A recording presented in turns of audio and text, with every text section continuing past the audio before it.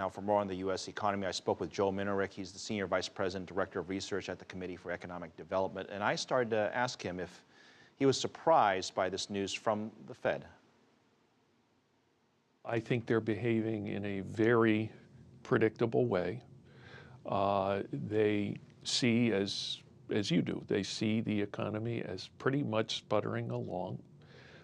They recognize some of the transitory influences that led today's GDP report to be soft, but they also recognize that even without those transitory influences, we're growing at basically an unsatisfying rate.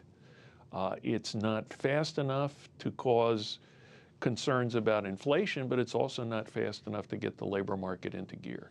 To me, as I read all the different headlines from the Fed, what I sense is it lays the groundwork for not much to be done, and the expectations are relatively low over the next couple of months. Am I reading that right? I think that's right. I think the Fed is giving itself some space before anybody begins to have a right to infer that they are going to hit the interest rate brake pedal. At the same time, I think another part of their message, which I believe is important, is that they are going to remain data-driven. And even after they start to increase interest rates, they reserve the right to do it on other than the usual schedule, which is a quarter point a meeting. Following this announcement, we saw long-term interest rates actually to go down.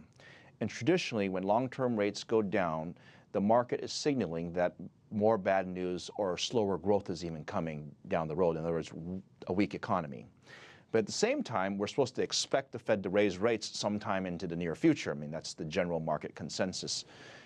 Those two don't seem to go in the same sentence. So which one is it? The market's predicting slower economic growth, or we're predicting the economy to be better and therefore thus allowing the Fed to raise rates? They can't both be right. Yeah, they can't, and I believe there are probably a couple things going on. One of them is people are placing bets on how the economy is going to look. They know that the Fed is data-driven, so depending upon what the Fed sees, the outcome could be different. And if I think that growth is going to slide on the low side and you think growth is going to slide on the high side, we'll have different opinions.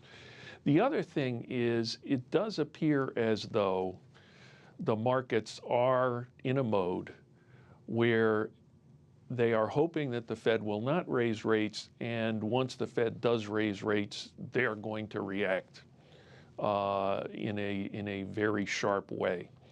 And this is one more moment in which we've been spared the trauma of that first increase in interest rates. And it's what they're looking at is a change in an increase in interest rates, not the notion that interest rates are going to be high. So there's that sensitivity, I think, to the first change that they're going to see. Let me take a step back from the data. A lot of people have criticized the economy for not being even. When I mean even, you have parts of California doing great. You have parts of the East Coast doing great, but there are parts of the Midwest and a number of parts in the country that haven't experienced the type of rebound that the media has talked about. It's been uneven, is my point. And I wonder if you can explain why it's been so uneven?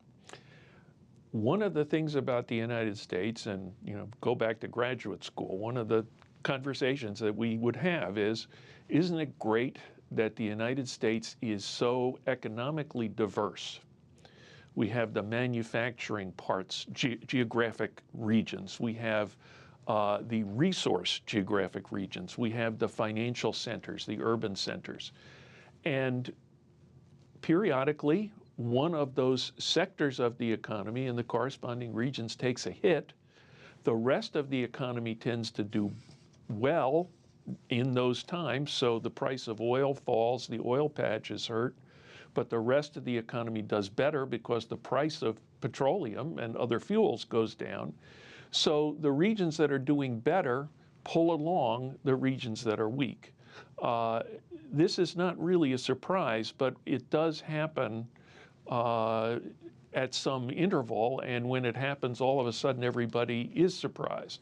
Well, this is just replaying one more part of it. And in the long term, having a diverse economy like that gives us more stability. Not every part of the country is going to be on the floor at the same time.